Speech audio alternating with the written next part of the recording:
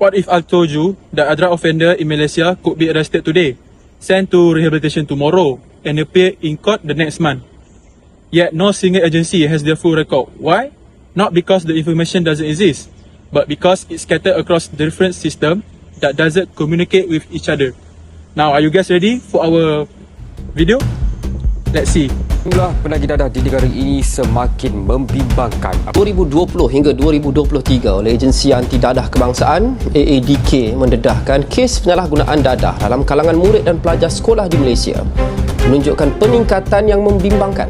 Dadah jenis amphetamine type stimulant ATS atau sintetik meningkat secara mendadak. Penagihan dadah di negara ini meningkat 27% kepada 118,920 penagih dalam tempoh 6 bulan pertama tahun ini. Raja Malaysia PDRM mengesan aktiviti penyeludupan dadah di sempadan negara semakin meningkat. Tapi penyeludupan dadah di sempadan negara semakin meningkat. Assalamualaikum and good day to everyone. My name is Muhammad AIMAN, and in this video, our group will discuss the current issue in Malaysia titled Poor Integration of Drug Cases Record between Agency in Malaysia. This issue is highly related to record and information management, especially in the management of electronic record and the sharing of information between government agencies. In Malaysia, drug-related cases are handled by multiple agencies such as the Royal Malaysia Police, the National Anti-Drug Agency, custom authorities, health institution and the court system. Each of these agencies play an important role in enforcement, rehabilitation, prosecution and monitoring. However, the main problem arises when each agency manages its record independently using different system, database and procedure. Due to the lack of integration, information related to drug cases is often incomplete, delayed or duplicated. This situation affects investigation efficiency, enforcement accuracy and decision making. Instead of focusing only on drug crime itself, this video will analyze the issue from a record and information management perspective. We will talk about the issue, its relationship with record management, the technology evolved, and possibly solution. Now, I will hand over to HAREEZ to explain the main issue related to the problem. So please stay focused and be alert. Thank you, AIMAN. The main issue in this case is the poor integration of drug case records between different agencies in Malaysia.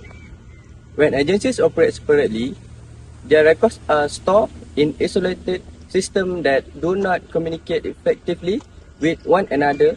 As a result, information such as arrest records, investigation details, rehabilitation status and court decisions are not fully connected.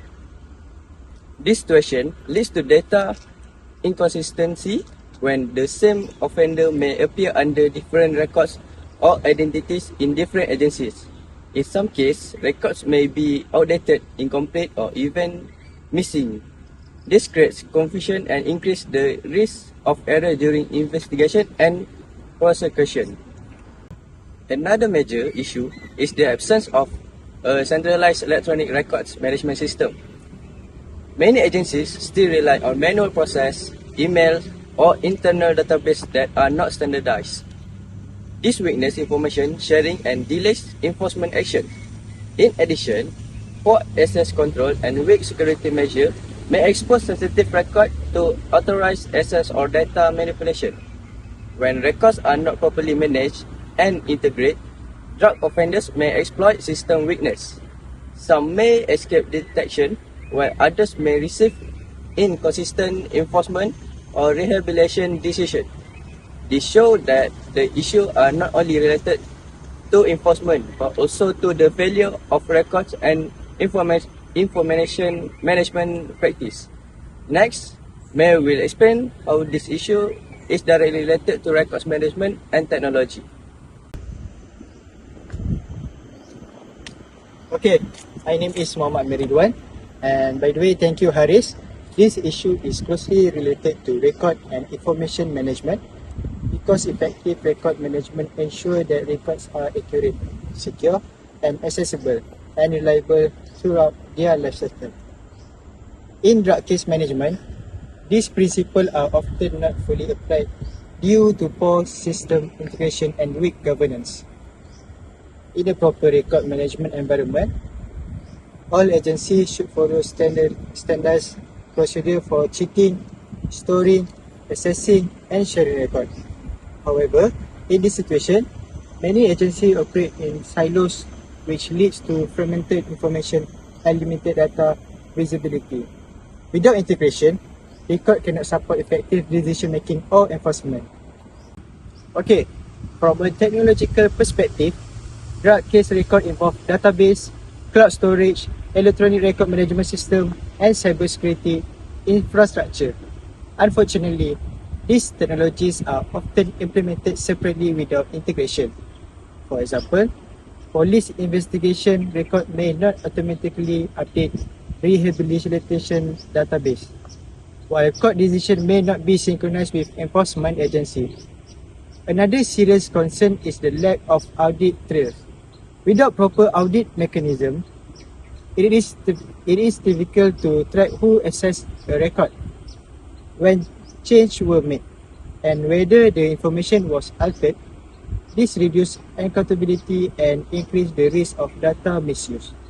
Therefore, the failure to integrate record management technologies directly contributes to inefficiency risk in handling drug-related cases. Now, Hafiz will explain the solution and recommendation for addressing this issue. One effective solution to this issue is the implementation of centralized electronic records management system that connects all agencies involved in drug case management. This system would allow records to be shared securely and consistently, reducing duplication and improving data accuracy. With a centralized system, agencies can access update information in real time, which supports faster and more accurate decision making. Another important solution is strengthening cybersecurity and access control measures. Sensitive drug case records should be protected using multi-factor authentication, role-based access, and data encryption. This ensures that only authorized personnel and access specific records based on their responsibility, reducing the risk of data breach and misuse. In terms of recommendation, Malaysia can learn from another countries with strong record management practice. The European Union (EU), for example, implements the General Data Protection Regulation, which is require organisations to manage personal data responsibly and securely. Strong legal enforcement and high penalties encourage organisations to maintain proper record governance. South Korea is another good example, as it is use advanced electronic records management system with strict monitoring, audit trails, and integrated database across governance agencies. This approach ensures transparency and accountability. Singapore also demonstrates best practice through strong cybersecurity policy and strict access control, while Japan emphasizes staff training and public awareness to reduce human error in records handling. By adopting this practice, Malaysia can strengthen its records management framework and improve the integration of drug case records between agencies.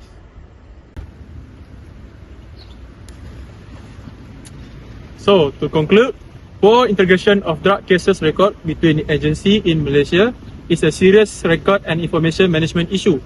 Without proper integration, enforcement effort become less effective and more vulnerable to errors and misuse.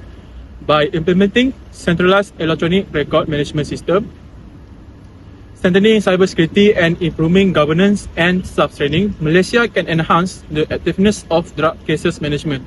So, thank you guys for watching our video, and I hope you have a great lesson about drug. And guys, come here. Thank you guys. Bye.